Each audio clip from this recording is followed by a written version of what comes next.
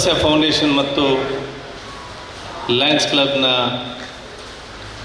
ವತಿಯಿಂದ ಬಹುಶಃ ಇವತ್ತು ಅತ್ಯುತ್ತಮವಾದ ಒಂದು ಕಾರ್ಯಕ್ರಮ. ಈ ಕಾರ್ಯಕ್ರಮದಲ್ಲಿ ಉಪಸ್ಥಿತರುವಂತಹ ಲಯನ್ಸ್ ಕ್ಲಬ್ನ ಗೌರವನಾಗಿರುವಂತಹ ಡಾಕ್ಟರ್ ಗೀತಾ ಪ್ರಕಾಶ್ ಅವರೇ, ಇವತ್ತು ಆನ್ಕಾಲಜಿಗೆ ಸಂಬಂಧಪಟ್ಟ ಹಾಗೆ ರಾಜ್ಯ ಮತ್ತು ರಾಷ್ಟ್ರ ಮಟ್ಟದಲ್ಲಿ ಅತ್ಯುತ್ತಮವಾದ ವೈದ್ಯ ಎಂದು ಪ್ರಶಸ್ತಿ ಪಡೆದಂತಹ ಡಾಕ್ಟರ್ ವಿಜಯ್ ಕುಮಾರ್ ಅವರೇ, ಈ ಎಲ್ಲ ಕಾರ್ಯಕ್ರಮಕ್ಕೆ ತಪಸ್ಸು ಫೌಂಡೇಶನ್ನ ಸ್ಥಾಪನೆ ಮತ್ತು ಈ ಒಂದು ಎಲ್ಲ ಕಾರ್ಯಕ್ರಮದ ಮೇಲುಸ ನೋಡಿಕೊಂಡು ಅತ್ಯುತ್ತಮ ಕಾರ್ಯಕ್ಕೆ ಪ್ರೇರಣೆ ಕೊಟ್ಟಂತಹ ಲಯನ್ಸ್ನ ಸಬಿತಾ ಶೆಟ್ಟಿರವರೇ, ಮಾಜಿ ಗವರ್ನರಾಗಿರುವಂಥ KC ಪ್ರಭುರವರೇ, ಮಾಜಿ ಗವರ್ನರ್ ಸಂವಿಧಾನದ ದೇವದಾಸ್ ಭಡ್ಡಾರವರೇ, ಮುಂದಿರುವ ಎಲ್ಲ ನಮ್ಮ ಗುರು ಹಿರಿಯರೇ, ಸೋದರರೇ, ಲಯನ್ಸ್ನ ಎಲ್ಲ ಪದಾಧಿಕಾರಿಗಳೇ ಹಾಗೂ ತಪಸ್ಸು ಫೌಂಡೇಶನ್ನ ಎಲ್ಲ ನಮ್ಮ ಡೈರೆಕ್ಟರ್ಗಳೇ, ಸಂಚಾಲಕರೇ, ಇದಕ್ಕೆ ಕಾರ್ಯಕ್ರಮವನ್ನು ಸಂಪೂರ್ಣವಾಗಿ ತಿಳಿಸುವಂತಹ ಡಾಕ್ಟರ್ ಆಶಾಜ್ಯೋತಿ ರೈ ಅವರೇ, ಮಾಧ್ಯಮದ ಸೋದರರೇ, ಸ್ವಲ್ಪ ಬೇಗ ಹೋಗೋದಕ್ಕೆ ನಿಮ್ಮೆಲ್ಲ ಶ್ರಮವನ್ನು ಯಾಚಿಸ್ತೇನೆ. ಹೌದು, ಅತ್ಯುತ್ತಮವಾದ ಕಾರ್ಯಕ್ರಮ ಹೇಳಲಿಕ್ಕೆ ಬಯಸುವಂಥದ್ದು. ನಾನು ತಪಸ್ಸು ಫೌಂಡೇಶನ್ನ ಸ್ಥಾಪನೆಯ ಎಲ್ಲ ಮುಖ್ಯ ರೂವಾರಿಗಳನ್ನು ನಾನು ವಿಶೇಷ ಅಭಿನಂದನೆ ಶುಭಾಶಯ ಸಲ್ಲಿಸುವಂಥದ್ದು.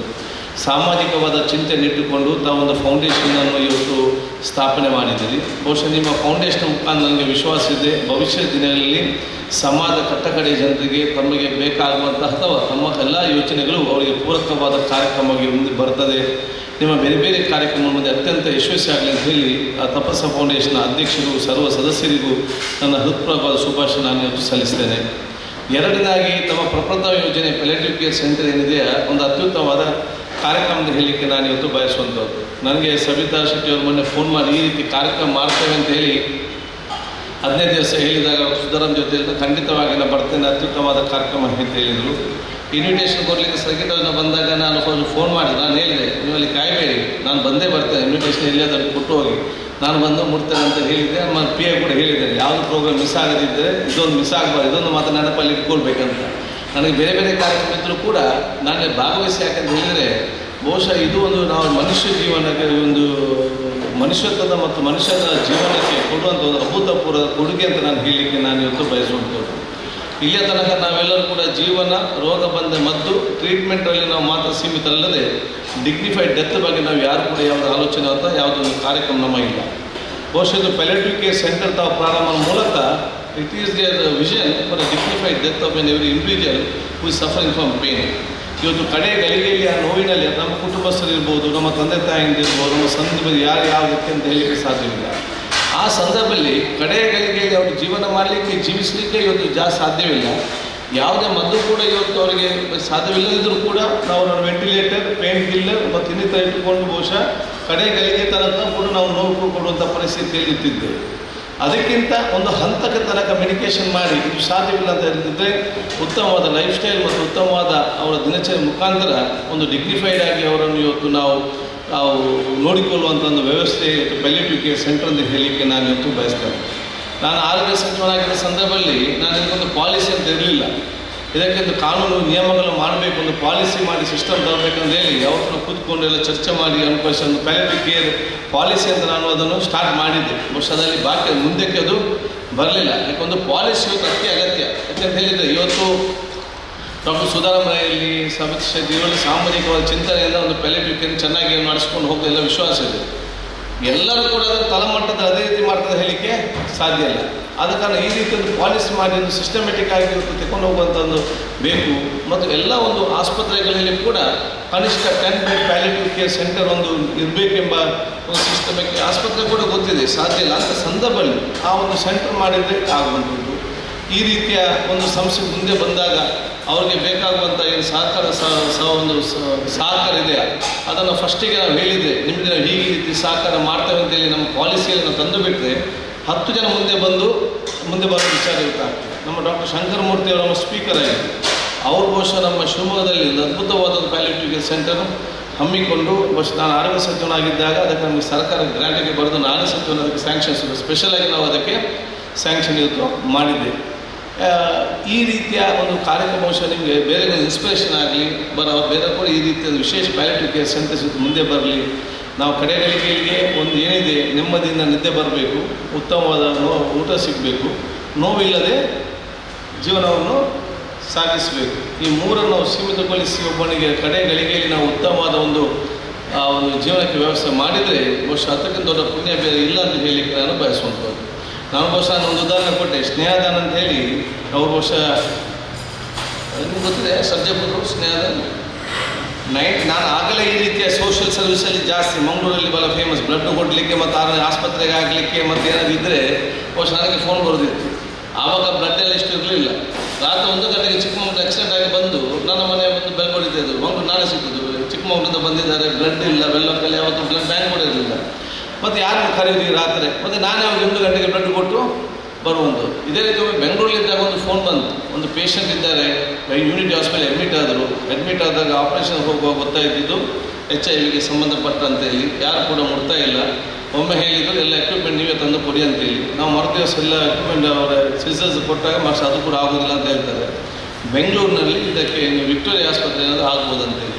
ಕಾರಣ ನಾವು ಬಸ್ಸಲ್ಲಿ ಬರಲಿ ಅಂತ ಹೇಳಿದೆ. ನನಗೆಲ್ಲ ಬೈಲಿಕ್ಕೆ ಸ್ಟಾರ್ಟ್ ಮಾಡಿ, ನಿಮಗೆ ತಲೆ ಸರಿ ಇಲ್ಲ ಸಿಕ್ಕಿದವರನ್ನೆಲ್ಲ ನಿಮಗೆ ಬರಲಿಕ್ಕೆ ಹೇಳಿಕೊಂಡು ಬೆಂಗಳೂರು ಬಂದಾಗ ನನ್ನ ಕಾರಲ್ಲಿ ಕರ್ಕೊಂಡೋದೆ ಬಸ್ ಸ್ಟ್ಯಾಂಡದವರು ವಿಕ್ಟೋರಿಯಾಕ್ಕೆ ಹೋಗಿ ಅಲ್ಲಿ ಹೇಳಿದ್ರು ಇಲ್ಲಿ ಇದಕ್ಕೆ ಟ್ರೀಟ್ಮೆಂಟ್ ಅಂತ ಇಲ್ಲ, ಟೆಸ್ಟ್ ನಾವು ಮಾಡ್ತೀವಿ. ಸ್ನೇಹದಾನ ಅಂತೇಳಿ ಸರ್ಜಾಪುರದಲ್ಲೊಂದು NGO ಸಂಸ್ಥೆ ಇದೆ, ಅಲ್ಲಿ ನೀವು ಹಾಕಿದರೆ ಬೆಟರ್ ಅಂತೇಳಿ ಅಲ್ಲಿಗೆ ಸರ್ಜಾಪುರಕ್ಕೆ ಹೋದೆ.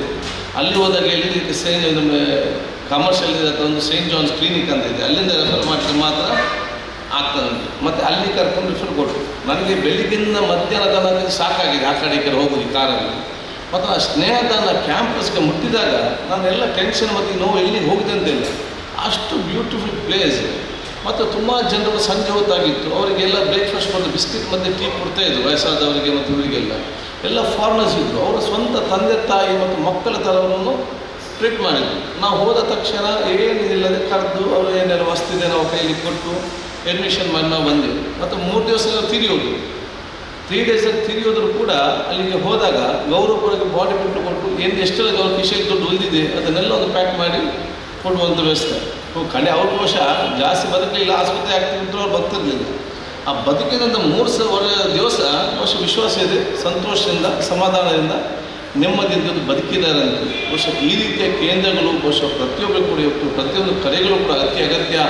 ಬಹುಶಃ ಇವತ್ತು ತಪಸ್ಯ ತಮ್ಮ ಹೆಸರು ಇಟ್ಟಾಗೆ ಉತ್ತಮವಾದ ಹೆಸರು ಕೂಡ ಇವತ್ತು ಆ ಒಂದು ತಪಸ್ಯ ಅಂತ ಹೇಳುವ ಸಂದರ್ಭದಲ್ಲಿ ಈ ಒಂದು ಮನುಷ್ಯ ಜೀವನದ ಮಹತ್ವಕ್ಕೆ ಒಂದು ವಿಶೇಷವಾದ ಗೌರವ ಸಿಕ್ಕಿ ಬಹುಶಃ ನಾವು ಬದುಕು ತನಕ ಮಾತ್ರ ಬದುಕು ಅಂತ ನಮ್ಮ ಡೆತ್ಗೆ ಡಿಗ್ನಿಫೈಡ್ ಡೆತ್ ಆಗಬೇಕು, ಡಿಗ್ನಿಫೈಡ್ ಅಂತ್ಯಕ್ರಿಯೆ ಕೂಡ ಆಗುವಂಥ ವ್ಯವಸ್ಥೆ ಕೂಡ ಇವತ್ತು ಮಾಡೋದು ನಮ್ಮ ಪ್ರತಿಯೊಬ್ಬರು ಕೂಡ ಇವತ್ತು ಜವಾಬ್ದಾರಿ. ಅದಕ್ಕಾಗಿ ನಾನು ಬಹುಶಃ ಆರೋಗ್ಯ ಸಚಿವ ನಾನು ಮುಂಚೆ ನಿಮಗೆ ಎಲ್ಲಿದ್ದರೆ ನಂಬಲಿಕ್ಕಿಲ್ಲ. ವೆಲ್ಲಾಕಿನಲ್ಲಿ ನೋಡಿದಾಗ ಮುಂಚೆ ಬರೀ 4 ಸ್ಟೋರೇಜ್ ಇತ್ತು, ಬಾಡಿ ಮೇಲೆ ಬಾಡಿ ಸ್ಟೋರೇಜಲ್ಲಿ ಇರ್ತಾಯಿದ್ರು. ಎಲ್ಲಿ ಅದು ಸಿಕ್ಕಿದ್ರೆ 1 ವಾರ ನೋಡ್ತಾಯಿದ್ರು ಮತ್ತು ಅದನ್ನು ಮೆಡಿಕಲ್ ಕಾಲೇಜಿಗೆ ಕೊಡ್ತಾಯಿದ್ರು. ನಾನು ಆರೋಗ್ಯ ಸಚಿವನಾಗಿ ಬಂದಾಗ ನಾನು ಹೇಳಿದೆ, ಏನಾದರೂ ಬಾಡಿ ಸಿಕ್ಕಿದರೆ ಫಸ್ಟ್ ಅವ್ರ ಅಡ್ರೆಸ್ ತೆಕ್ಕೊಂಡು ಅವ್ರ ಮನೆಯವರಿಗೆ ತಿಳಿಸಬೇಕು. 15 ಡೇಸ್ ಕಾದು ನಿಂತು ಗೊತ್ತಾಗದಿದ್ದರೆ ಆ ಕಮ್ಯುನಿಟಿಯವರು ಯಾರಿದ್ದಾರೆ NGOs ಅವರು ಗುರುತಿಸೋನು ಕರೆದು ಅವರಿಗೆ ಕೊಟ್ಟು ಅವರದನ್ನು ಗೌರವಪೂರ್ವಕವಾಗಿ ಅಂತ ಅವರವರ ಧರ್ಮಕ್ಕೆ ಅನುಗುಣವಾಗಿ ವಿಧಿವಿಧಾನಗಳ ಅಂತ್ಯಕ್ರಿಯೆ ಮಾಡುವ ಜವಾಬ್ದಾರಿ ಮಾಡಬೇಕನ್ನೋ ರೂಲ್ಸ್ ಮಾಡಿದ್ರು. ಆವಾಗ ವೆಲ್ಲಾಕ್ ಡಾಕ್ಟರ್ ಹೇಳಿದ್ರು, ಇಲ್ಲಿ ನಮ್ಮ ಇರುವುದೇ 4 ಸ್ಟೋರೇಜ್, ಇದು 20 ದಿವಸ ಇಲ್ಲಿ ಕಾದರೆ ನಮಗೆ ಟ್ರಿಬಲ್ ಬೇಕಾಗ್ತದೆ ಅಂತ ಹೇಳಿ ಫಸ್ಟ್ ಟೈಮ್ ಇಡೀ ಸ್ಟೇಟಲ್ಲಿ ಎಲ್ಲಿ ಕೂಡ ಇಲ್ಲ. ಈಗ ನೀವು ವೆಲ್ಲಾಕ್ಗೆ ಹೋದರೂ ಕೂಡ 22 ಕೋಲ್ಡ್ ಸ್ಟೋರೇಜ್ ಇವತ್ತು ನಾವು ಸ್ಯಾಂಕ್ಷನ್ ಮಾಡಿ ಅದನ್ನು ಇವತ್ತು 22 ಕೋಲ್ಡ್ ಸ್ಟೋರೇಜ್ ಇವತ್ತು ಇಲ್ಲೇ ಒಂದು ಜಿಲ್ಲಾ ಆಸ್ಪತ್ರೆ ಇದ್ದರೆ ಅದು ಬೆಂಗಳೂರು ವೆಲ್ಲಾಕ್ನಲ್ಲಿ ಮಾತ್ರ ಇರುವಂಥ ವಿಚಾರ ಇರ್ತಿದೆ. ಬಹುಶಃ ಮುಂಚೆ ನೀವು ಪೋಸ್ಟ್ ಮಾರ್ಟಮ್ಗೆ ಹೋಗಿದ್ದೆ ಎಲ್ಲೋ ಗೊತ್ತಿಲ್ಲ. ಮುಂಚೆ ನಾನು ಹೋಗ್ತಿದ್ದೆ, ನಾನು ವಿದ್ಯಾರ್ಥಿ ಇದ್ದಾಗ ಅಲ್ಲಿ ಸರಿಯಾಗಿ ಕೂತ್ಕೊಳ್ಳೋದು ವ್ಯವಸ್ಥೆ ಇಲ್ಲ. ಯಾರಾದರೂ ನಮ್ಮ ಮನೆಯವರು ತೀರಿ ಹೋದರೆ ನೆಲದಲ್ಲಿ ಕೂತ್ಕೊಂಡು ಒಂದು ಮರದಡಿಯಲ್ಲಿ ನೆಲದಲ್ಲಿ ಕೂತ್ಕೊಂಡು ಕೂಗುವಂಥ ಪರಿಸ್ಥಿತಿ ನಾವು ನೋಡಿದ್ದೆವು. ರಾತ್ರಿ ಹೊತ್ತು ಲೈಟ್ ಇಲ್ಲ, ರಾತ್ರಿ ಹೊತ್ತು ಹೋದಾಗ ನಮ್ಮ ಇದು ಕಚ್ಚೋದ್ರಲ್ಲಿ ನಿಲ್ಲಿಕೆಯಲ್ಲಿ ಸಾಧ್ಯ ಇಲ್ಲ. ಅದಕ್ಕೆ ಆರೋಗ್ಯ ಸಚಿವರಾಗಿ ಬಂದು ಶೀಟ್ ಹಾಕಿ ಅಲ್ಲಿ ಫ್ಯಾನ್ ಇಟ್ಟು ಕೂತ್ಕೊಳ್ಳಿಕ್ಕೆ ಚೇರ್ ಇಟ್ಟು ಕುಡಿಲಿಕ್ಕೆ ನೀರಿಟ್ಟು ಎಲ್ಲ ಕೂಡ ಒಂದು ಸುಸಜ್ಜಿತವಾದ ಪೋಸ್ಟ್ ಮಾರ್ಟಮ್ ಕೂಡ ಇವತ್ತು ಮಂಗಳೂರಿನಲ್ಲಿರುವಂಥ ಪೋಸ್ಟ್ ಮಾರ್ಟಮ್ ಯಾವ ಬೆಂಗಳೂರು ಆಸ್ಪತ್ರೆಯಲ್ಲಿ ಕೂಡ ಇವತ್ತು ಸಿಗ್ಲಿಕ್ಕೆ. ಅದಕ್ಕೆ ನಮ್ಮ ಲೈಫ್ ಮಾತ್ರ ಅಲ್ಲ, ಇದು dignified death and dignified and respectful ನಮ್ಮ ರೈಟ್ಸ್ ಇದು ಕೂಡ ಆಗಬೇಕು. ನಮ್ಮೆಲ್ಲರ ಅದು ಜವಾಬ್ದಾರಿ, ನಮ್ಮ ಕಮ್ಯುನಿಟಿ ಸಮುದಾಯ ಇದು ಸರ್ವರ್ ಇವತ್ತು ಜವಾಬ್ದಾರಿ ಅಂತ ಹೇಳಲಿಕ್ಕೆ ನಾನು ಇವತ್ತು ಬಯಸುವಂಥದ್ದು. ಮೊನ್ನೆ ನಾನು ಕೋವಿಡ್ ಪೇಷೆಂಟ್ಗೆ ಹೋದಾಗ ನಾನು ಕೂಡ ಭಾಗವಹಿಸಿದೆ. ಆಗ ಭಾಳ ವಿಚಾರ ಬಂತು. ನಾನು ಹೇಳಿದೆ, ಒಂದು ಇಟ್ ವಾಸ್ ಅ ಸ್ಪಾಂಟೇನಿಯಸ್ ನಂದಾಗಿ ಹೋದದ್ದು. ಎರಡನೇದು ನನಗೆ ಮುಂಚಿನದಲ್ಲಿತ್ತು. ಯಾಕೆಂತೇಳಿ ಇದರಿಂದ ಎಷ್ಟು ಭಯಭೀತರಾಗಿದ್ದ ಜನರು ಅಂತ ಹೇಳಿದರೆ ತಂದೆ ತಾಯಿಯಂದಿರ ದೇಹ ನಮಗೆ ಬೇಡ ಇರುವಂಥ ಪರಿಸ್ಥಿತಿಗೆ ಅಷ್ಟು ಭಯಭೀತರಾಗಿರುವಂಥ ಪರಿಸ್ಥಿತಿ ಆಗಿದೆ. ನಮ್ಮ ತಂದೆ ತಾಯಿ ನಮ್ಮ ಹತ್ತಿರ ದೇವರು ನಮಗೆ ಬೇಡ, ನೀವು ಕಾರ್ಪೊರೇಷನ್ ಅವರು ಅದನ್ನು ಅಂತ್ಯಕ್ರಿಯೆಗೊಳಿಸಿ ಅಂತ ಹೇಳುವಂಥ ಪರಿಸ್ಥಿತಿಗೆ ಕಾಲಘಟ್ಟ ಬಂದರೆ ಯಾವ ಪರಿಸ್ಥಿತಿಯಲ್ಲಿದೆ? ಬಹುಶಃ ಅದರಿಂದ ದೊಡ್ಡ ವಿಚಾರ ಆಗ್ತಿಲ್ಲ. ಅದು ಈ ಕಿಟ್ಟು ನೋಡೋ ಜನರಿಗೆ ಒಂದು ಭಯದ ವಾತಾವರಣ ಸೃಷ್ಟಿಯಾಗಿತ್ತು. ಇದನ್ನು ದೂರ ಮಾಡಲೇಬೇಕು ಅಂತ ವಿಚಾರ ಏನು ಕೂಡ ಬರಲಿಕ್ಕೆ ಸಾಧ್ಯ ಇಲ್ಲ. ನಮ್ಮ ತಂದೆ ತಾಯಂದಿರ ಕುಟುಂಬಸ್ಥರ ಅಂತ್ಯಕ್ಕೆ ಗೌರವಪೂರ್ವಕವಾಗಿ ಮಾಡುವುದು ಪ್ರತಿಯೊಬ್ಬರು ಕೂಡ ಇವತ್ತು ಜವಾಬ್ದಾರಿ. ಒಂದು ಕಾರ್ಪೊರೇಷನ್ ಹೋಗಿಕೊಂಡು ಅದರ ಅಂತ್ಯಕ್ರಿಯೆ ಮಾಡ್ತಾರಂತೆ, ಅದು ನಮಗೆ ಅವರ ಸ್ವಂತ ಮಕ್ಕಳಿಗೆ ಮತ್ತು ಮನೆಯವರಿಗೆ ಯಾಕೆ ಹೆದರಿಕೆ ಆಗಬೇಕು? ಈ ಒಂದು ವಿಶೇಷ ಜನಜಾಗೃತಿ ಆಗುವ ಉದ್ದೇಶದಿಂದಲೇ ನಾನು ಬಹುಶಃ ಅವತ್ತು ಆ ಕಾರ್ಯಕ್ರಮ ಭಾಗವಹಿಸಿದೆ. ಈಗ ಅದರ ನಂತರ ನೋಡುವಾಗ ಸ್ವಲ್ಪ ಕಡಿಮೆ ಆಗಿದೆ. ಕುಟುಂಬಸ್ಥರ ಬಂದೆಲ್ಲ ಇವತ್ತು ಮಾಡುವಂಥ ಪರಿಸ್ಥಿತಿಯಲ್ಲಿ ಇದೆ. ನಿನ್ನೆ ನೋಡುವಾಗ ಒಂದು ತಾಯಿ ತೀರಿ ಹೋದರು. ಆ ಕುಟುಂಬದ 6 ಮಕ್ಕಳು ಮತ್ತು ಅಣ್ಣ ತಮ್ಮಂದಿರ ಮಕ್ಕಳು ಸೇರಿ PP ಕಿಟ್ ಹಾಕಿ ಅದನ್ನು ಗೌರವಪೂರ್ವಕವಾಗಿ ಇವತ್ತು ಮಾಡ್ತಾರೆ. ಈ ಒಂದು ದೊಡ್ಡ ಮಟ್ಟದ ಜನಜಾಗೃತಿ ಇವತ್ತು ನಮ್ಮಿಂದ ಆಗುವಂಥ ಅವಕಾಶ ಇವತ್ತು ಆಗಲಿ. ಈ ಪ್ಯಾಲಿಯೇಟಿವ್ ಕೇರ್ ಸೆಂಟರ್ ಮುಖಾಂತರ ಬಹುಶಃ ಭವಿಷ್ಯ ದಿನಗಳಲ್ಲಿ ಎಷ್ಟೋ ಜನರಿಗೆ ಇದರ ಪ್ರಯೋಜನ, ಬಡವರು ಶ್ರೀಮಂತರಿಲ್ಲ ಎಲ್ಲರಿಗೂ ಕೂಡ ಇದು ಆಗುವಂಥದ್ದೇ. ಅದರ ಭಾಳಷ್ಟು ಇವತ್ತು ಪ್ರಯೋಜನ ಮುಂದಿನ ಖಂಡಿತವಾಗಿ ಆಗಿ ಆಗ್ತದೆ ಅಂತ ನಾನು ಹೇಳಿಕೊಳ್ತಾ, ಸರ್ಕಾರದ ಮುಖಾಂತರ ನನ್ನ ಸಂಪೂರ್ಣವಾದ ಸಹಕಾರ ಖಂಡಿತವಾಗಿ ನಾನು ಕೊಡ್ತೇನೆ. ಮತ್ತು ಅಷ್ಟು ಮಾತ್ರ ಅಲ್ಲ, ಅತ್ಯುತ್ತಮ ಭವ್ಯವಾದ ಒಂದು ಜಾಗ ಕೂಡ, ಆ ಜಾಗದಲ್ಲಿ ಕೂತ್ಕೊಂಡು ಸಾಧಾರಣ 50% ಟೆನ್ಷನ್ ಎಲ್ಲ ಕಡಿಮೆ ಆಗ್ಬೋದು. ಈಗ ಪ್ಯಾಲಿಯೇಟಿವ್ ಕೇರ್ ಸೆಂಟರ್ ಆಗೋ ತನಕ ಟೆನ್ಷನ್ ಆದರೆ ಒಂದು ರೌಂಡ್ ಮೇಲೆ ಹೋಗಿ ಬನ್ನಿ, ಎಲ್ಲವೂ ಕೂಡ ಕರೆಕ್ಟ್ ಆಗುವಂಥ ವಿಚಾರಕ್ಕೆ ಹೊಡೆಯುತ್ತೆ ಖಂಡಿತವಾಗಿ ಇವತ್ತು. ಆದರೆ ಅಷ್ಟು ಬ್ಯೂಟಿಫುಲ್ ಸೀನರಿ ಎಲ್ಲ ವಿಷಯಗಳು ಕೂಡ ನಾನು ರಸ್ತೆ ಕೂಡ ನೋಡಿದ್ದೇನೆ. ಏನು ಗಡಿಬಿಡಿ ಮಾಡಬೇಡಿ, ನಿಮ್ಮ ಕಟ್ಟಿ ಇನಾಗ್ರೇಷನ್ ಆಗುವಾಗ ಅದಕ್ಕೆ ಕಾಂಕ್ರೀಟ್ ಮಾಡಿ ಕೊಡುವಂಥ ಕೆಲಸ ಅದು ನನ್ನ ಜವಾಬ್ದಾರಿ, ನಾನು ಅದು ಮಾಡಿ ಖಂಡಿತವಾಗಿ ಕೊಡ್ತೇನೆ ಅಂತ ಹೇಳಿಕೊಡ್ತಾ, ಇನ್ನಿತರ ಏನೇ ಸಹಕಾರ ಬೇಕಿದ್ರು ನಾನು ಮುಂದೆ ನಿಂತು ನನ್ನ ಸಹಕಾರ ಖಂಡಿತವಾಗಿ ಕೊಡದೆ ಹೇಳಿಕೊಂಡು ನನ್ನ ಮಾತು ಮುಗಿಸ್ತೀನಿ. ಜೈ ಹಿಂದ್, ಜೈ ಕರ್ನಾಟಕ. ಶಾಸಕರಿಗೆ ಧನ್ಯವಾದಗಳು. ಎಲ್ಲರಿಗೂ ನಮಸ್ಕಾರ. ವೇದಿಕೆ ಮೇಲೆ ಕುಳಿತಿರುವ ಲಯನ್ಸ್ ಕ್ಲಬ್ ಅವರಿಗೆ, ತಪಸ್ಯ ಫೌಂಡೇಶನ್ ಟ್ರಸ್ಟಿ ಅವರಿಗೆ ನಾನು ನಮಸ್ಕಾರಗಳು ಹೇಳುತ್ತಾ, ಇಲ್ಲಿ ಆಗಮಿಸಿರುವ ನನ್ನ ಸೋದರ ಸೋದರಿಯರಿಗೆ ನಮಸ್ಕಾರ ಹೇಳ್ತಾ ಇದ್ದೀನಿ. 2 ಜನ ಹತ್ರ ನಾವು ಮೈಕ್ನ ಕೊಡಬಾರ್ದು. ಒಂದು ಆಲ್ರೆಡಿ ಕೊಟ್ಟಿದ್ದೀರಿ, ನೋಡಿದ್ರಿ. ಇನ್ನೊಂದು ನನ್ನ ಹತ್ರ ಕೊಟ್ಟಿದ್ದೀರಿ. 2 P, ಒಂದು ಪಾಲಿಟಿಷಿಯನ್, ಇನ್ನೊಂದು ಪ್ರೊಫೆಸರ್ ಕೊಡಬಾರ್ದು, ಗೊತ್ತಾಯಿತು. Then the rest of the consequences is yours. Particularly when you are passionate about the subject, you tend to talk more and tend to prolong the function unnecessarily. But if I don't talk also, Dr. Sudhamara, I was planning to leave, but he said you have to talk. I don't know how many of you know what is palliation. We, in simple words, we means I am talking about oncologists, surgical oncologists, radiotherapy and medical oncologists. We try to add years to the life. Palliative care, in simple words, add life to the years. That's as simple as that. We are trying to make people live with dignity and die with dignity, which was of course illustrated nicely by my previous speaker, Mr. Utika. We are not interested at that point about the cure. That doesn't mean all cancers are going to die of disease. All patients are going to die of cancer as a disease. In our country, unfortunately, less than 12% of the patients who are getting treated all over the country come early. That necessarily means 88% of them do not come early. And that is why more important for our country is palliation and palliative care. Another point which I would like to tell again about palliative care would be, what is palliation, you may ask? For that I will go back to WHO, World Health Organization. Very beautifully they said the aim of treatment in 70s was cure sometimes, palliation often, but comfort always. Palliative care means the last 2. We are trying to give comfort always and palliation sometimes. The word palliation means to ameliorate the symptom, that is to relieve the symptoms. But palliation as a whole is to treat the symptoms, to prevent the symptoms, to treat the complications and prevent the complications without changing the natural history of the disease. That's what palliative treatment is all about. But palliative treatment, we give specified form of anti-cancer treatment. It can be anything. It can be surgery, radiotherapy, chemotherapy, metronomic therapy, anything. Whereas in palliative care, no anti-cancer treatment is directed, but the patient is treated with the aim of relieving the symptoms which is they are suffering from. Most of the time it is pain, and quite a few times other forms of symptoms. To do this, why should there be a separate center? One may be asking, why not do it in the same hospital like cancer hospital we do? I'll go back. I have been a director of Kidwai Cancer Institute. I'm sure you all must be knowing where is Kidwai is. It's Bangalore. I served there for 31 years before coming here. Even we could not do that there. In fact, my predecessor, Dr. Bhargava, wanted to start, and we had a building called Shantidama, it's called even today.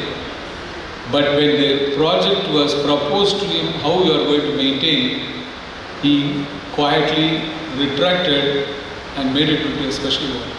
The reason is, to maintain and sustain a palliative care is much bigger task than running a cancer hospital with the aim of treatment. So that is why I was thinking the words Tapasya Foundation, when I saw, knowingly or unknowingly they have given the name, it is going to be a big tapas. You are going to have a big tapas to run this place. Starting is a different story. We will start somehow or the other, sometime or the other. But to run it, to maintain it with international standards, and to see that the people don't suffer, and take them, handhold them to the graveyard, literally. To handhold them to graveyard, literally, is what the purpose of this center is going to be, and that is much more challenging. First is, of course, finance. Second is, of course, people. You may have money flowing up sometime. I'm sure I told Dr. Sivaram, in the beginning 5 years you are going to suffer from money. After 5 years, you see the way that's going to flow. People are there to donate for palliation, but there are nobody to work for the palliative care. There are people who have gone mad and run away from palliative care. They cannot go through the stress of treating a patient at the final stages. Not many can go through the stress, not even doctors. So they are to be trained specially to go through that, and that is the amount of stress that the people who are going to work there will have, and hence it is going to be a big challenge. And that's why I said Tapasya Foundation will have to do a tapas only to see that it runs properly, maintain and sustain it. Having said all this, you'll have to know that why I came here is, we are ready to partner with you from Yanapaya with respect to this, with all our technical know-hows, definitely technical know-how and human resources. We will be able to help you with our vast experience and expertise in this field. I am there in this field for the last 40 years. So I should be able to do that personally. And of course, in a personal level, I will be able to do much more for this center, because what we could fail to get a center, a few individuals could at least manage to start it. My compliments and congratulations to those. As a cancer surgeon for 40 years of standing, I would not do that. I won't dare to do it also. That's such a difficulty is what I feel to run it. Mentally, it's very disturbing, and psychologically it is draining, and more importantly, financially it is very a big Himalayan task. But somebody has to take the lead, and there is one in Bangalore. It is also an NGO. It's called as Karunashriya, and one Dr. Kishore Rao started it, and it is running well. Not that it is not doing well, but the first 5-10 years they struggled. Same problem, same thing will happen here also. Why I am trying to say that is, that should not deter you after starting this. The first 5 years is going to be a biggest obstacle you will face, both financially and human resources wise. Sure, we'll all be there with you. Definitely we'll do our might and see that this is the light of the end of the tunnel. And my compliments once again to the Lions International as well as the trustees for taking up this task, and I wish them all the best. God bless you. ಈ ಸಭೆಯಲ್ಲಿ ಭಾಗವಹಿಸಿರುವ ಎಲ್ಲ ಅತಿಥಿ ಗಣ್ಯರೇ ಮತ್ತು ಆತ್ಮೀಯ Lions ಮಿತ್ರರೇ ಮತ್ತು ಈ ತಪಸ್ಯ ಫೌಂಡೇಶನ್ನ ಜೊತೆಗೆ ಜೊತೆಗೂಡಲಿಕ್ಕೆ ಬಂದಿರುವಂಥ ಎಲ್ಲ ಮಹಾನುಭಾವರು. ವೈದ್ಯರು ತಾವು ತಮ್ಮ MBBS ಇರ್ಬೋದು ಅಥವಾ ಪೋಸ್ಟ್ ಗ್ರ್ಯಾಜುಯೇಷನ್ ಇರ್ಬೋದು, ಅದರಲ್ಲಿ ಮಾನವನ ದೇಹದ ಒಂದು ಸ್ಟ್ರಕ್ಚರ್, ಅದರ ಕೆಲಸ, ಅದಕ್ಕೆ ಬರುವಂಥ ಕಾಯಿಲೆ, ಅದಕ್ಕೆ ಬರುವಂಥ ಟ್ರೀಟ್ಮೆಂಟ್ ಕೊಡಲಿಕ್ಕೆ ಮಾತ್ರ ಇಲ್ಲಿ ಬೋಧನೆ ಮಾಡ್ತಾರೆ. ಇವತ್ತು ನಿಜ ಜೀವನದಲ್ಲಿ ನಾವು ನೋಡುವಾಗ ನಾವು ವೈದ್ಯರಾಗಿರ್ಬೋದು, ಆದರೆ ಎಲ್ಲವನ್ನು ನಾವು ತಿಳ್ಕೊಳ್ಳಿಕ್ಕೆ ಆಗೋದಿಲ್ಲ. ನಾವು ಇಂಟರ್ವೆನ್ಷನ್ ಕಾರ್ಡಿಯಾಲಜಿ ಅಂತ ಏನು ಹೇಳ್ತೇವೆ, ಇವತ್ತು ಆ್ಯಂಜಿಯೋಪ್ಲಾಸ್ಟಿ ಅಂತ ಹೇಳ್ತಿದ್ದೇವೆ, ನಾವು MBBS ಮಾಡುವಾಗ ಆ ಚಿಂತನೆ ಇರಲಿಲ್ಲ. ಇವತ್ತು ಕ್ಯಾನ್ಸರ್ ಅಂತ ಹೇಳಿದರೆ ನಾವು ಕಲಿಯುವಾಗ ಅದಕ್ಕೆ ಕೊನೆ ಇದೆ ಇಲ್ವೋ ಅಂತ ಹೇಳಲಿಕ್ಕೆ ಯಾವುದೇ ಒಂದು ಹಂತ ಇರಲಿಲ್ಲ. ಕ್ಯಾನ್ಸರ್ ಬಂದವನು ಸಾಯಲೇಬೇಕನ್ನುವಂಥ ಮಾತು ಮಾತ್ರ ಹೇಳ್ತಾ ಇತ್ತು. ಇನ್ನೊಂದು ವಿಚಾರ, ಕ್ಯಾನ್ಸರ್ ಅಂತ ಹೇಳಿದ ಕೂಡಲೇ ನಮಗೆ ಹಿರಿಯ ನಾಗರಿಕರ ಮಾತ್ರ ನೆನಪಾಗ್ತದೆ. ಆದರೆ ಪರಿಸ್ಥಿತಿ ಬದಲಾಗಿದೆ.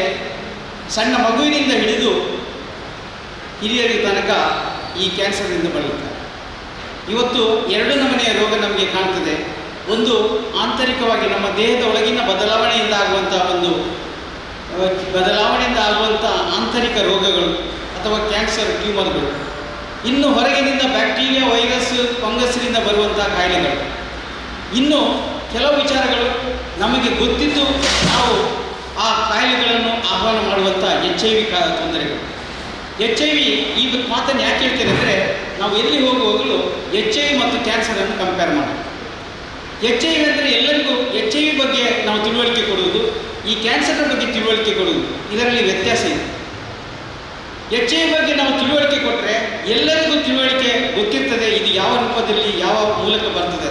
ಆದರೂ ಕೂಡ ಜನ ತಮ್ಮ ವೀಕ್ನೆಸ್ಸಿಂದ ನಾವು ಅನೈತಿಕ ಸಂಬಂಧ ಇರ್ಬೋದು ಅಥವಾ ಡ್ರಗ್ ಅಬ್ಯೂಸರ್ಸ್ ಇರ್ಬೋದು, ತಾಯಿಯಿಂದ ಮಗುವಿಗೆ ಟ್ರಾನ್ಸ್ಮಿಷನಿಂದಾಗಿರ್ಬೋದು HIV ಸೋಂಕಿತರಾಗಿ ಇವತ್ತು ಪರಿಸ್ಥಿತಿ ನಮ್ಮ ಸಮಾಜದಲ್ಲಿ ಇದ್ದಾರೆ. ಆದರೆ ಬಂದ ಮೇಲೆ ಆ ಚಿಂತನೆ ಮಾಡಿದ ಪ್ರಯೋಜನ. ಅದು ಒಂದು ಬದಿಯಲ್ಲಿದ್ದರೆ ಇನ್ನೊಂದು ಬಗೆಯ ಚಿಂತನೆ ನಮಗೆ ಏನು ತಿಳಿಯದಂತೆ ನಮ್ಮ ದೇಹದಲ್ಲಿ ಆಗುವ ಬದಲಾವಣೆಯಿಂದ ಆಂತರಿಕವಾಗಿ ಈ ಗಡ್ಡೆಗಳು ಉತ್ಪತ್ತಿಯಾಗಿ ಅದು ಬೇರೆ ಬೇರೆ ಹಂತಕ್ಕೆ ಹೋಗಿ ಕೊನೆಗೆ ಈ ನೋವಿನೊಂದಿಗೆ ಜೀವನವನ್ನು ನಡೆಸುವಂಥ ಹಂತಕ್ಕೆ ಹೋಗ್ತವೆ. ಯಾವಾಗ ನಾವು ಇಲ್ಲಿ ನಮ್ಮ ಎಲ್ಲ ಸ್ವಯಂ ಸೇವಾ ಸಂಸ್ಥೆಯವರಿದ್ದೇವೆ, ನಮ್ಮಲ್ಲಿ ಈ ಕ್ಯಾಂಪ್ಗಳು ಮಾಡ್ತೇವೆ, ಮೆಡಿಕಲ್ ಕ್ಯಾಂಪ್ಗಳು. ಅದರಲ್ಲಿ ನಾವು ಮದ್ದುಗಳನ್ನು ಕೊಡುವಂಥ ವಿಚಾರವನ್ನು ಮೊದಲು ನಾವು ನೋಡ್ತಾ ಇದ್ದೀವಿ. ಈಗ ಹಾಗಲ್ಲ. ಈ ಕ್ಯಾನ್ಸರ್ ಸ್ಕ್ರೀನಿಂಗ್ ತಪಾಸಣೆ ಶಿಬಿರಗಳನ್ನು ಮಾಡುವುದರ ಮೂಲಕ ಆದಷ್ಟು ಬೇಗ ಪ್ರೀ ಕ್ಯಾನ್ಸರ್ ಇರ್ಬೋದು ಅಥವಾ ಕ್ಯಾನ್ಸರಸ್ ಅರ್ಲಿ ಸ್ಟೇಜಲ್ಲಿ ನಾವು ಈ ಕಾಯಿಲೆಗಳನ್ನು ಗುರುತಿಸಿದಾಗ ಅದಕ್ಕೆ ಬೇಕಾಗುವ ಟ್ರೀಟ್ಮೆಂಟ್ ಕೊಟ್ಟು 100% ಕ್ಯೂರ್ ಮಾಡಲಿಕ್ಕೂ ಅಲ್ಲಿ ಅವಕಾಶ ಇದೆ. ವೈಜ್ಞಾನಿಕವಾಗಿ ನಮ್ಮಲ್ಲಿ ಬೇಕಾದಷ್ಟು ವಿಚಾರಗಳು ನಮ್ಮ ಮುಂದಿದೆ. ನಮಗೆ ಬೇಕಾಗುವಂಥ ಈ ಕೀಮೋಥೆರಪಿ ಇರ್ಬೋದು, ರೇಡಿಯೋಥೆರಪಿ ಇರ್ಬೋದು ಅಥವಾ ಸರ್ಜರಿ, ಸೈಟೋರಿಡಕ್ಟಿವ್ ಸರ್ಜರೀಸ್ ಅಂತ ಹೇಳ್ತೇವೆ. ಯಾವ ಟ್ಯೂಮರ್ ಇದೆ ಅದನ್ನು ರೆಡ್ಯೂಸ್ ಮಾಡಿ ನಮಗೆ ಬೇಕಾದ ಕೀಮೋಥೆರಪಿ, ರೇಡಿಯೋಥೆರಪಿಯ ಸಾಂದ್ರತೆಯನ್ನು ಕಮ್ಮಿ ಮಾಡುವಂಥ ವ್ಯವಸ್ಥೆ ಇದೆ. ಯಾವಾಗ ನಾವು ಕ್ಯಾನ್ಸರ್ ಮುಂದಿನ ಸ್ಟೇಜಿಗೆ ಹೋಯ್ತೋ ಆಗ ಏನು ಮಾಡಲಿಕ್ಕಾಗೋದಿಲ್ಲ, ಸಾವಂತೂ ನಿಶ್ಚಿತ. ಆ ಸಾವು ನಿಶ್ಚಿತ, ಹುಟ್ಟಿದವನಿಗೆ ಸಾವು ಖಂಡಿತ ಇದೆ. ಅದು ಕ್ಯಾನ್ಸರ್ ಇರ್ಬೋದು, ಏಡ್ಸ್ ಇರ್ಬೋದು ಅಥವಾ ಹಾರ್ಟ್ ಅಟ್ಯಾಕ್ ಇರ್ಬೋದು ಅಥವಾ ವಯಸ್ಸಾಗಿ ಸಾವಿರ್ಬೋದು. ಆದರೆ ಕೊನೆಯ ಹಂತದಲ್ಲಿ ನಾವು ಯಾವ ರೀತಿಯ ಜೀವನ ಮಾಡ್ತೇವೆ ಅದು ಮುಖ್ಯವಾಗ್ತದೆ. ಇವತ್ತು ನಮ್ಮದೆಲ್ಲ ಸ್ವಯಂ ಸೇವಾ ಸಂಸ್ಥೆಗಳು ಮುಕ್ತಿಧಾಮಗಳನ್ನು ಮಾಡ್ತಾರೆ. ಸತ್ತ ಬಳಿಕ ಆ ಒಂದು ಗೌರವಯುತವಾಗಿ ಅವರಿಗೆ ಮನೆಯವರಿಗೂ ಕೂಡ ಏನೋ ಒಂದು ಸಮಸ್ಯೆ ಬರದಾಗೆ ಅವರ ಕೊನೆಯ ರೈಟ್ಸ್ಗಳನ್ನು ಮಾಡುವಂಥ ಅವಕಾಶ ಮಾಡೋದಕ್ಕಾಗಿ ಮುಕ್ತಿಧಾಮ ಇಲ್ಲಿ ಪಕ್ಕದಲ್ಲೇ ವಿಜಯಲಕ್ಷ್ಮೀಯವರಿದ್ದಾರೆ, ಪ್ರಸಾದರಯವರಿದ್ದಾರೆ. ಅವರ ಸಮಯದಲ್ಲಿ ನಾವು ಮಾಡಿದಂಥ ಒಂದು ಮುಕ್ತಿಧಾಮ ಇರ್ಬೋದು. ಆ ಪ್ರತಿಯೊಂದು ಸಂಸ್ಥೆಯವರು ಸತ್ತ ಮೇಲೆ ನಾವು ಆ ಒಂದು ಗೌರವವನ್ನು ಸಲ್ಲಿಸೋಕ್ಕೋಸ್ಕರ ನಾವು ಅಂಥ ಸೇವೆಯನ್ನು ಮಾಡ್ತೀವಿ. ಇವತ್ತು ನಮ್ಮ ವೈಜ್ಞಾನಿಕ ಅಥವಾ ವೈದ್ಯಕೀಯ ಕ್ಷೇತ್ರದಲ್ಲಿ ಎಲ್ಲಿ ಪ್ಯಾಲಿಯೇಟಿವ್ ಕೇರ್ಗೆ ಹೆಚ್ಚು ಒತ್ತು ಕೊಡ್ತಾ ಇಲ್ವೋ ಅದನ್ನು ಸ್ವಯಂ ಸೇವಾ ಸಂಸ್ಥೆ, ಅದು ಯಾರ ತಪಸ್ಸಿನ ಫಲವೋ ಗೊತ್ತಿಲ್ಲ, ಈ ತಪಸ್ಸೆ ಅನ್ನುವಂಥ ವಿಚಾರದ ಮೂಲಕ ಆ ತಪಸ್ಸು ಇವತ್ತು ಸಬಿತಾ ಶೆಟ್ಟಿಯವರು ಮಾಡಿದ್ದಾರೆ ಅಥವಾ ನಮ್ಮ ಡಾಕ್ಟರ್ ಸುಧಾರಾಮ್ ರೈ ಅವರು ಆ ತಪಸ್ಸನ್ನು ಮಾಡಿದ್ದಾರೆ. ಆ ತಪಸ್ಸು, ಅವರು ತಪಸ್ಸು ಏನು ಕೂತಿದ್ದಾರೆ, ಆ ತಪಸ್ಸಿಗೆ ಫಲ ಸಿಗಬೇಕಿದ್ರೆ ಈ ಪ್ಯಾಲಿಯೇಟಿವ್ ಕೇರ್ ಸೆಂಟರ್ ಮೂಡಿ ಬರಬೇಕು.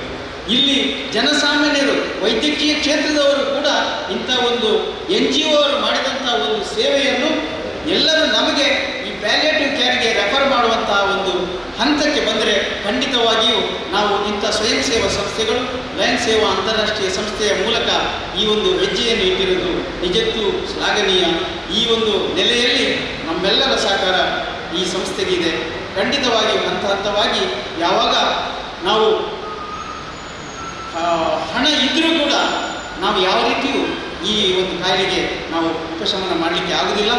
ಆದರೆ ಮನಃಶಾಂತಿ ಯಾವ ಜೀವದಲ್ಲಿ ಇರುವಾಗ ಸಹ ಮನಃಶಾಂತಿ ನಮಗೆ ಸಿಗಬೇಕಿದ್ರೆ ಆ ವ್ಯಕ್ತಿಗಳಿಗೆ ನೋವನ್ನು ಕಡಿಮೆ ಮಾಡುವಂಥ ನಿಟ್ಟಿನಲ್ಲಿ ಇಂಥ ಪ್ಯಾಲಿಯೇಟಿವ್ ಕೇರ್ ಸೆಂಟರ್ ಇಲ್ಲಿ ಕ್ಯಾನ್ಸರ್ ಅಂತ ಹೇಳಿದರೆ ಕ್ಯಾನ್ಸರ್ ಟ್ರೀಟ್ಮೆಂಟ್ ಇಲ್ಲ. ಅವರು ವೈಜ್ಞಾನಿಕವಾಗಿ ನಾವು ಆ ಪ್ಯಾಲಿಯೇಟಿವ್ ಆ ಒಂದು ಸ್ಫೂರ್ತಿಯನ್ನು ಕೌನ್ಸಿಲಿಂಗ್ ಮೂಲಕ ಆ ಒಂದು ಜ್ಞಾನದ ಮೂಲಕ ಅಥವಾ ಈ ಇನ್ನೊಂದು ವಿಚಾರ ವಿನಿಮಯ ಮಾಡೋದರ ಮೂಲಕ ತಮ್ಮ ಆಲೋಚನೆಯನ್ನು ಕ್ಯಾನ್ಸರಿಂದ ಬೇರೆ ಕಡೆಗೆ ಡೈವರ್ಟ್ ಮಾಡಿ ನಾವು ಕ್ಯಾನ್ಸರ್ ಪೀಡಿತರಲ್ಲ, ನಾವು ಈ ಒಂದು ನೋವನ್ನು ಈ ಒಂದು ನಮ್ಮ ಈ ಪ್ಯಾಲಿಯೇಟಿವ್ ಕೇರ್ನ ಸೇವೆಯಿಂದ ಆ ನೋವನ್ನು ಮರೆಯುವಂತಾಗಲಿ ಅಂತ ಒಂದು ಮುಂದಿನ ದಿನಗಳಲ್ಲಿ ಆದಷ್ಟು ಬೇಗ ನಮ್ಮ ಈ ಸಂಸ್ಥೆ ಈ ಪ್ಯಾಲಿಯೇಟಿವ್ ಕೇರ್ನ ಸೇವೆಯನ್ನು ಕೊಡುವಂತಾಗಲಿ. ಎಲ್ಲ ವೈದ್ಯಕೀಯ ರಂಗದಲ್ಲಿರುವ ಡಾಕ್ಟರ್ಗಳು ಕೂಡ ಟೆಕ್ನಿಕಲ್ ಸಪೋರ್ಟನ್ನು ಕೊಡ್ತಾರೆ. ನಮ್ಮ ಯೋಚನೆ ಇದೆ, ಯೋಜನೆ ಇದೆ, ಸಹಕಾರ ಇದೆ. ಎಲ್ಲವನ್ನು ಸೇರಿದಾಗ ನಾವು ಏನು ಹೇಳ್ತೀವಿ PPP ಮಾಡೆಲ್ ಅಂತ. ಯಾವುದೇ ಕಾರ್ಯಕ್ರಮವಿರಲಿ ಪಬ್ಲಿಕ್ ಪ್ರೈವೇಟ್ ಪಾರ್ಟ್ನರ್ಶಿಪ್ ಅಂತ. ಇವತ್ತು ಸರ್ಕಾರದ ನೆಲೆಯಲ್ಲಿ UT ಖಾದರ್ ಅವರು ಅವರ ವಿಚಾರವನ್ನು ತಿಳಿಸಿದರು. ಸ್ವಯಂ ಸೇವಾ ಸಂಸ್ಥೆಗಳು ಮುಂದಿಟ್ಟುಕೊಂಡು ಈ ಯೋಜನೆಗಳನ್ನು ಬಿಡುತ್ತೆ. ಅದಕ್ಕೆ ಟೆಕ್ನಿಕಲ್ ಸಪೋರ್ಟ್ ಏನಪ್ಪದವರು ಕೊಡ್ತಾರೆ.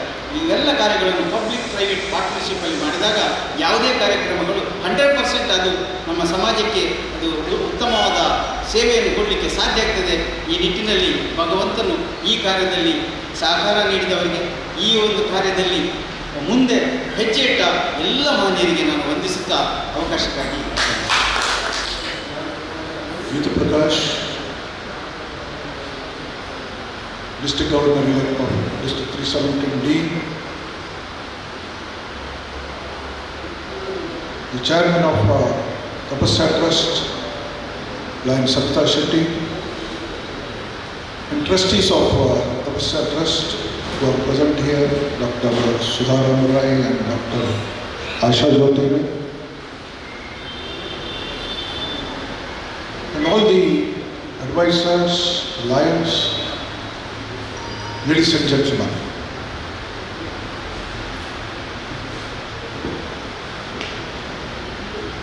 ಅನಾಯಾಸೇನ ಮರಣ ವಿನಾದೈನೇನ ಜೀವನ.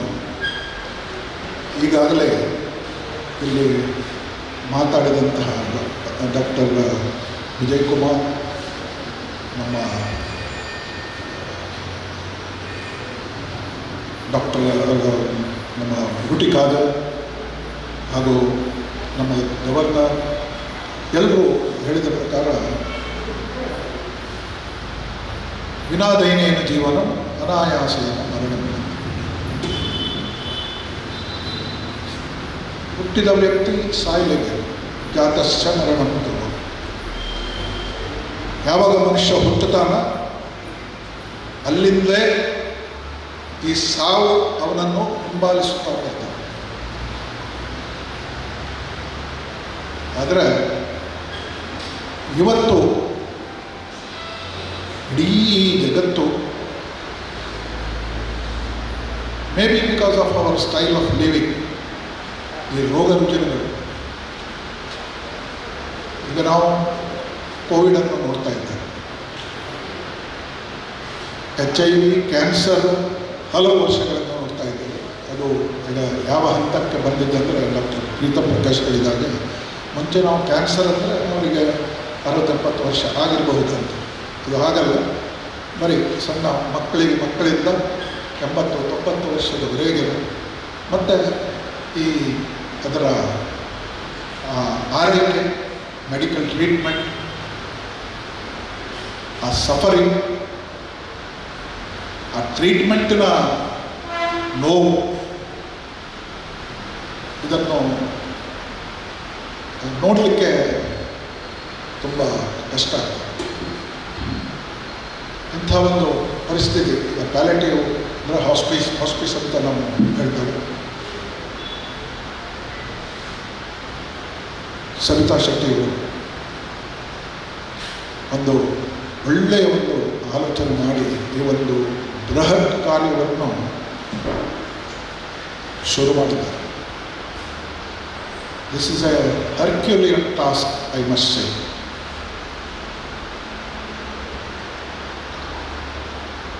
ಎಲ್ಲರ ಸಹಾಯ, ಎಲ್ಲರ ಸಹಕಾರ, ಎಲ್ಲರೂ ಇದರಲ್ಲಿ ಒಂದುಗೂಡು ಬಹಳ ಅಗತ್ಯ. ಯಾಕಂದರೆ ಒಬ್ಬರಿಂದ, ಇಬ್ಬರಿಂದ, 3ರಿಂದ 10 ಜನರಿಂದ ಸಾಧ್ಯವಾಗುವಂಥ ಕೆಲಸ ಅಲ್ಲ ಇದು. ಆದ್ದರಿಂದ ಎಲ್ಲರೂ ತಮ್ಮ ಉದಾರತೆಯನ್ನು ತೋರಿಸಿ ಈ ಒಂದು ಪ್ರಾಜೆಕ್ಟಿಗೆ ತಪಸ್ಯ ಫೌಂಡೇಶನ್ನವರು ಹಾಕಿಕೊಂಡ ಈ ಬೃಹತ್ ಕಾರ್ಯವನ್ನು ಅದು ಯಶಸ್ಸು ಕಾಣಬೇಕು. ಇದರಿಂದ ಯಾವ ಈ ಕ್ಯಾನ್ಸರ್ ರೋಗಿಗಳು ಒಳ್ಳೆಯ ಅಂದರೆ ಅನಾಯಾಸೇನ ಮರಣ, ಅವರಿಗೆ ಅನಾಯಾಸೇನ ಮರಣ ಅಂತ ಹೇಳಲಿಕ್ಕೆ ಸಾಧ್ಯವೇ ಇಲ್ಲ. ಅಂದರೆ ಅಷ್ಟು ಸಫರಿಂಗ್ಸ್ನಲ್ಲಿ ಲಾಸ್ಟ್ ಸ್ಟೇಜ್ನಲ್ಲಿ ಇರ್ತಾರೆ. ಆದರೂ ಅವರಿಗೆ ಮಾನಸಿಕವಾಗಿ ಔಷಧಗಳನ್ನು ಮತ್ತು ಒಂದು ಮನಃಶಾಂತಿ, ಅವರಿಗೆ ಒಪ್ಪುವಂತಹ ಒಂದು ಮನಃಶಾಂತಿಯನ್ನು ತಲುಪಿಸುತ್ತ ಒಂದು ಕೆಲಸ ಇದು. ಸಾಧಾರಣ normal being, I think it is very difficult. Because I have seen many cases. In some cases I was personally involved also. It's very difficult to express and tell you. So such a task, such a Herculean task is this, the Tapasya Foundation has started. Of course, I have many times discussed with Savita Shetty, and I have told her, here, if the work is started, and if our intentions are clear and we are collectively, unitedly going ahead to complete the project, finance is not a problem. For a good work, always finance will come. This is my experience also. During my governorship, I started a dialysis center, and till today, about 7,500 free dialysis we have given to poor students. And the total amount spent by the project is around 65 lakhs as of today. But if you check up my account of the trust, the balance today is maybe 1,200 rupees. I don't know, for the last 7 years I have been running this. I don't know from where money is coming. But by the month end, I was in the position to pay the bill. On an average, we are getting a lakh of rupees bill, and we are giving around 140 to 150 dialysis, free dialysis to the needy patients. What I meant to say, if our task is on, if our work is going on, money is not a problem. And I also, I for one, I believe that there is God's grace. A number of times it has happened like that. I think Netravati Mandakini, she is there. Many times. I was searching for last 8,000, 10,000. I get a call from Mandakini, sir, we will leave this, sir. And she comes with the check. Next day my bill is paid. And again, I have to start for another month's bill, which is ready there. But so far we have not paid. Last 7 years. Now this November, we are completing 7 years and entering into 8th year. And whoever comes, we are taking and we are giving one dialysis per month, free of cost. Like that. If you start with and do a good work, if it is felt by the people, if it is seen by the people, if it is understood by the people, money is not important. You will experience this. You will experience this. Anyway, a good work. And this is a very rare type and very, what I say, I pray the Almighty to bless Tapasya Foundation and to give strength, good health, and that determination, that commitment to all the trustees and all the volunteers who work for this Tapasya Foundation. This is a very, very, very good project. And you are serving a man whose one leg is already in the grave.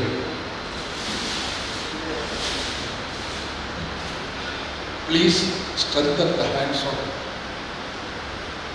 Lion Savita Shetty. With confidence, she has started this. Now it has come to a shape. But active cooperation from all the people, all the lands, all the public. And whatever you can do, please do it. I pray the Almighty once again. And wish the trust all the very best. And I am sure the trust will come up like anything and serve the end-stage cancer patients. I wish them all the best. Thank you for giving me this opportunity. I will also, whatever can be done, nobody need a kalmi of blood relief, tanam manadhana, whatever possible, I will surely do it. God bless all of us. Thank you. Thank you lion KC. Prabhu ಅವರು ನಮ್ಮನ್ನು ಅರ್ಥ ಮಾಡಿಕೊಂಡು ನಮ್ಮ ಮೇಲೆ ವಿಶ್ವಾಸ ಇಟ್ಟು ಮುನ್ನಡೆಸಿಕೊಂಡು ಹೋದರೆ ಎಷ್ಟು ಮಟ್ಟಕ್ಕೆ ಏರ್ಬೋದು ಹೇಳುವಂಥದ್ದು ಸಬಿತಾ ಮತ್ತು ರಮನಾಥನ್ನ ನಾನು ನೋಡುವಾಗ ನನಗನ್ನಿಸ್ತದೆ. ರಮನಾಥನ್ನ ಎಲ್ಲ ಕೆಲಸ ಮಾಡ್ತಾರೆ, ಅವಳಿಗೆ ಭಾಳ ಗಮ್ಮತ್ತು. Sabita is really very lucky to have Ramanathanna by her side.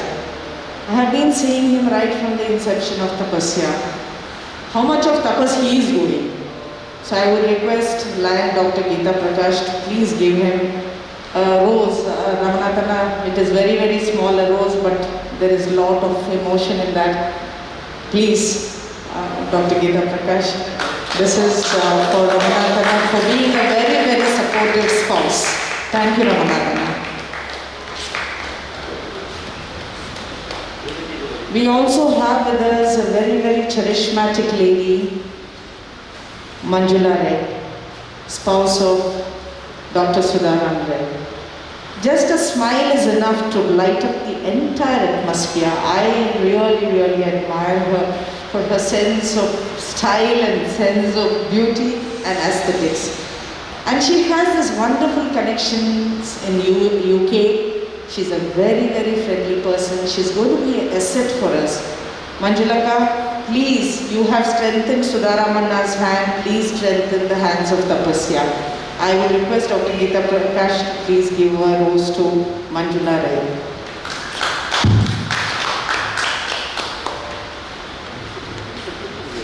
Thank you both for being such a wonderful support for Tapasya.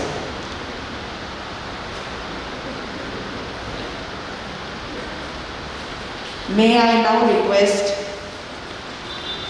the spirit behind Tapasya Foundation, Dr. Sudha Ramray, to render the vote of thanks. And my Lions colleagues, press and the media, as you have seen already, we are all sitting as a group. It is not like separate things, is a group. So there is nothing really to say. We are thanking anyone here.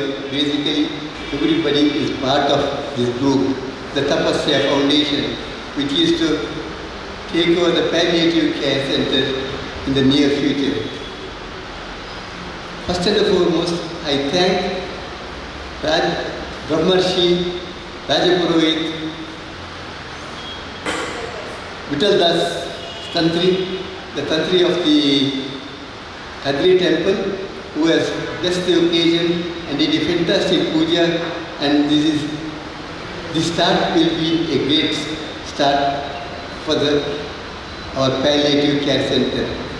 And very next, I should, without fail, thank the Lord Varuna, who has made sure that there was no rain just before the puja and after the puja.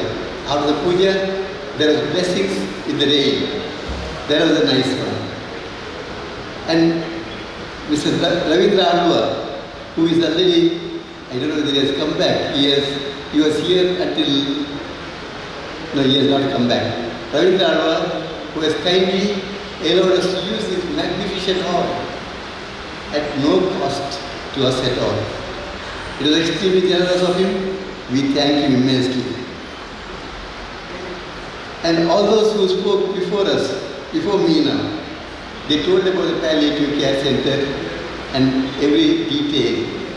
Now, as K.C. Prabhu and others said, what will we need for the first 5 years? Massive support from all of you who are here and who have given their best wishes, but who could not be here.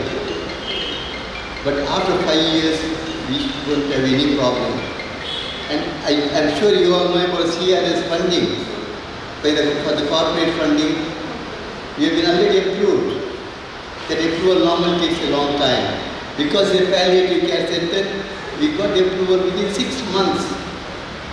Within 6 months we got approval, and please make sure that we do get the CRS funding from all the big corporates, if you have the contacts, please. And last but not the least, our lead, our brain behind, Sabita Shetty, the one and only.